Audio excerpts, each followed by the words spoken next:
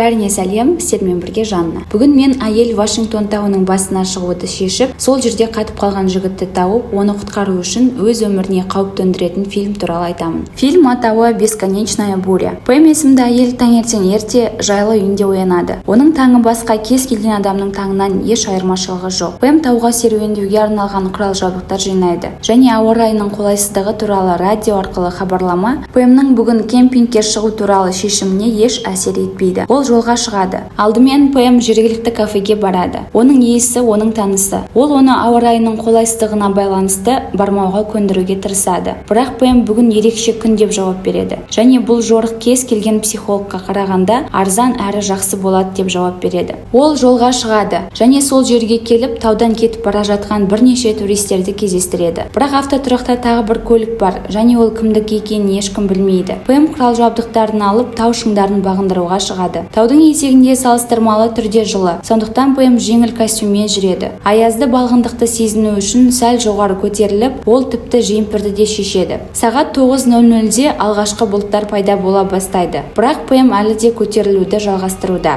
Бір сағаттай уақыт ішінде әйел көптеген әдемі жерлерден өтіп, тас рельефі біртіндеп нәзік жабындымен ауыстырылып, желдің әсерін жаңа ауа райы нашарлауын сезіне бастайды. Ол термостан ыстық сусын ішіп, кішкене тоқтап қалады. Бірақ 20 минуттан кейін ауа райы тауды басып озады. Пэм киімдерін ауыстырып, желден баспана табуға мәжбүр болды. Бірақ бұл оны құтқармайды. Тауға қарай жүре отырып, Пэм ешкімді кездестірмеді. Демек, көлігі болған адам әлі де тауда, және ол әрі қарай жүруді шешеді. Әрі қарай жүру болжамдары дұрыс болып шығады. Ол кроссовкалардың іздерін табады және тауда адам бар екенін түсінеді. Оны табуды шешеді. Жоғары көтеріліп, желдің қатты екпінін жеңіп, Пэм табиғатпен бетпе-бет келеді. Әйелдің алға ұмтылғанын көру таңқаларлық. Жоғары көтерілуді жалғастыра отырып, ол үлкен қар тұзағына түсіп, аман қалады. Ол бірден қарлы тұтқындаудан шығуға тырысады және ол мұны істей алады. Бірақ үстіне жетуге аз ғана қалғанда күші таусылып, қайтадан биіктіктен құлайды. Бірақ бұл жолы Пэм есінен танып қалады.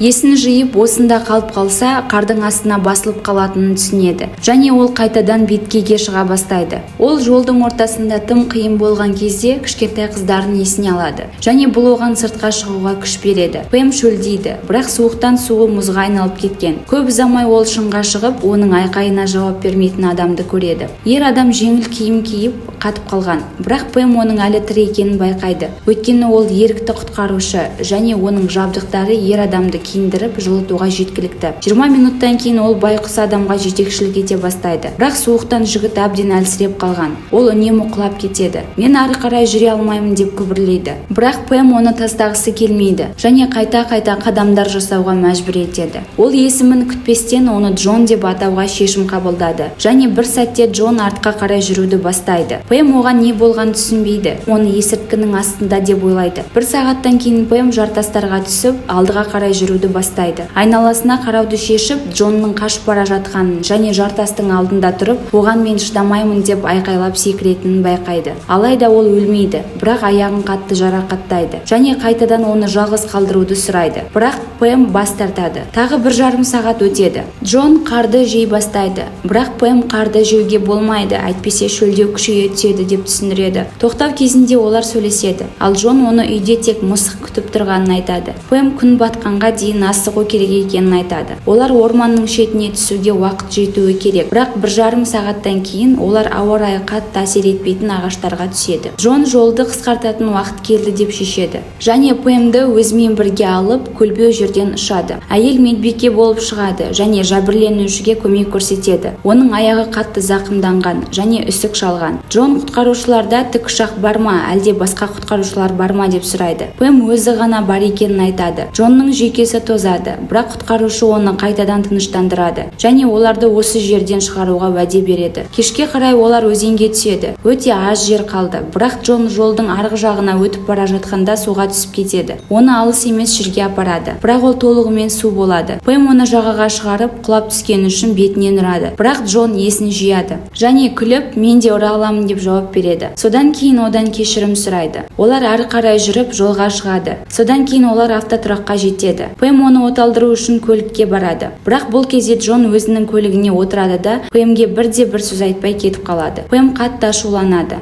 Мұндай қиын жолдан өткеннен кейін Джон жай ғана кетіп қалды. Тіпті рахмет айтпай-ақ. Ол үйге тамақ ішіп жуынатын бөлмеде ваннаның ішінде ұйықтап қалады. Біз өткенге ауысамыз. Пэм диванда оянған кезде терезе сәл ашылғанын көріп, газдың дауысы әрең естіледі. Терезеден 2 рет ауамен дем алып, ол басқа бөлмеге жорғалайды. Содан кейін одан тек жылау естіледі. Газдың ағып кетуіне байланысты мәңгілік ұйықтап жатқан 2 кішкентай қызды көрсетеді. Пэм таңертең оянып, жаңалықтардан оның суреті және тауда қалып қойған адамды қалай құтқарғаны туралы оқиғаны естиді. Баяндамашы анонимді болғысы келді, бірақ Пэм Джонның ол туралы ұмытпағанына қуанышты. Ол қайтадан тауға шығады және еш қиындықсыз осыдан бұрын шыққысы келген тауға шығады. Сонда ол өзімен және өз ойларымен жалғыз қалады. Осыдан кейін ол досына кафеге келуді шешеді және сол жерде автотұрақта таныс көлікті байқайды. Джон үстел басында және ол Пэмнің оған келуін күтеді. Ол оның шын есімін білуге тырысады, бірақ ол оны Джо деп атай беруіне болады деп жауап береді. Ол өзін жақсы сезінетінін айтады және курткасын береді. Джон тауда осы әлемде өмір сүруді тоқтатқаннан кейін адамдардың қайда кететінін түсінуге тырысқан және бір сәтте ол өзінің жақын адамына бара алатынын түсінді. Бірақ Пэм оның сөзін бөліп, өзінің қайғылы оқиғасын айтады және Джон уақыт өте келе оған жеңілдей ме деп сұрайды. Пэм ғалам бұл сұлулықтың шексіз дауылы деп жауап береді. Шынында да фильм табиғаттың өте көркем және әдемі кадрларына толы. Кино нақты оқиғамен түсірілген. Бізге Пэм болашақта ерікті құтқарушы ретінде ұзақ уақыт жұмыс істегенін айтады. Джон оған тіпті біреудің өмірін өзгерте алатынын еске салды және фильм осымен аяқталады. Фильм туралы пікіріңізді комментарийге жазуды ұмытпаңыз. Сонымен қатар оған 1-ден 10-ға дейін баға беріңіз. Бейненің астына лайк басып, арнаға жазылуды ұмытпаңыз. Егер сізге біздің шолуымыз ұнаса, жаңа бейнелерді көру үшін қоңырауды басыңыз.